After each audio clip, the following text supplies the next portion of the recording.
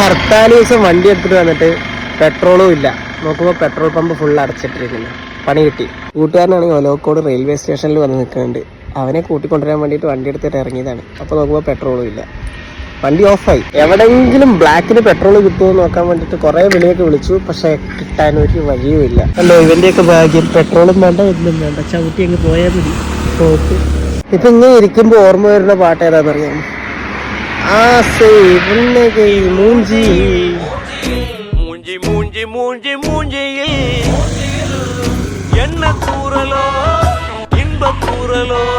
കുറെ ആൾക്കാരെ ഫോൺ വിളിച്ചതിന് ശേഷം നമുക്ക് അവസാനം പെട്രോൾ കിട്ടുമെന്ന് നോക്കാന്ന് പറഞ്ഞിട്ടുണ്ട്. ഭാഗ്യം ഉണ്ടെങ്കിൽ പെട്രോൾ കിട്ടും.